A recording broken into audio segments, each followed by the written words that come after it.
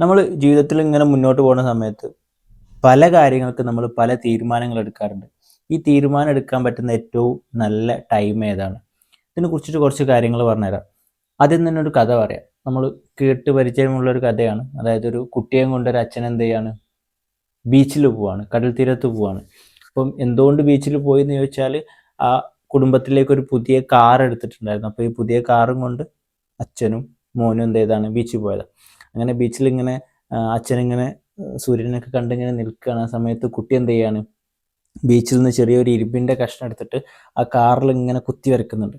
പെട്ടെന്ന് അച്ഛൻ ഇത് കാണുന്നത്, ഇത് കണ്ടവിടെ തന്നെ അച്ഛൻ എന്ത് ചെയ്യാണ്, ഓടി ചെന്ന് നോക്കുന്ന സമയത്ത് കാറിൽ മുഴുവൻ കുത്തി വരഞ്ഞിട്ടിട്ട് ഭയങ്കര ദേഷ്യത്തോടു കൂടി അച്ഛൻ എന്ത് ചെയ്യാണ്, ആ ഇരുമ്പിൻ്റെ ആ ഒരു ഇതുങ്ങോട്ട് വാങ്ങിയിട്ട് കുട്ടിയുടെ കയ്യിൽ ഭയങ്കരമായിട്ട് അടിക്കുക. അങ്ങനെ അടിച്ചു. കുറച്ച് സമയം കുട്ടി കരയാൻ തുടങ്ങി. കുറച്ച് സമയം കഴിഞ്ഞപ്പോഴാണ് ശ്രദ്ധിച്ച് കുട്ടിയുടെ കൈ എന്ത് ചെയ്തിട്ടുണ്ട്, നല്ലപോലെ മുറിഞ്ഞിട്ടുണ്ട്.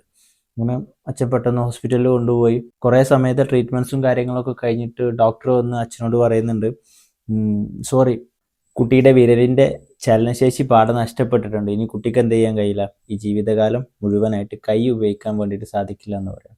ഇത് കേട്ടോടുകൂടി അച്ഛനാകെ തകർന്നിട്ട് ആ കാറിൻ്റെ അടുത്തേക്ക് ഇങ്ങനെ പോയി നോക്കുന്ന സമയത്ത് ആ കുട്ടി ആ കാറിൽ ഇങ്ങനെ കോറിയിട്ടത് എന്താണെന്ന് വെച്ചാൽ, ഐ ലവ് യു പപ്പ എന്നായിരുന്നു. അതായത് അച്ഛ, എനിക്ക് നിങ്ങൾ ഒരുപാട് ഇഷ്ടമാണെന്നുള്ളതായിരുന്നു. പക്ഷെ അച്ഛൻ്റെ ആ ഒരു റിയാക്ഷൻ, അത് അവിടെ ഉണ്ടാക്കിയിട്ടുള്ളൊരു ഇമ്പാക്റ്റ് എന്നുള്ളത് അച്ഛൻ്റെ മരണം വരെ ഓർത്തിരിക്കാൻ, അല്ലെങ്കിൽ ദുഃഖത്തോടെ ഓർത്തിരിക്കാൻ വേണ്ടിയിട്ടുള്ളൊരു കാര്യം. നമുക്ക് ജീവിതത്തിൽ ഒരുപാട് അനുഭവങ്ങൾ ഉണ്ടാവും. പൊതുവെ മാതാപിതാക്കളൊക്കെ ആയിട്ടുള്ള ഇൻട്രാക്ഷനിൽ അവർ പറയാറുണ്ട്, സാറേ ഞാൻ കുട്ടിയെ തച്ചു പോകും, പിന്നെ ഇങ്ങനെ ആലോചിക്കും, വേണ്ടില്ല ഇനി തല്ലണ്ടില്ലായിരുന്നു എന്നുള്ളത്.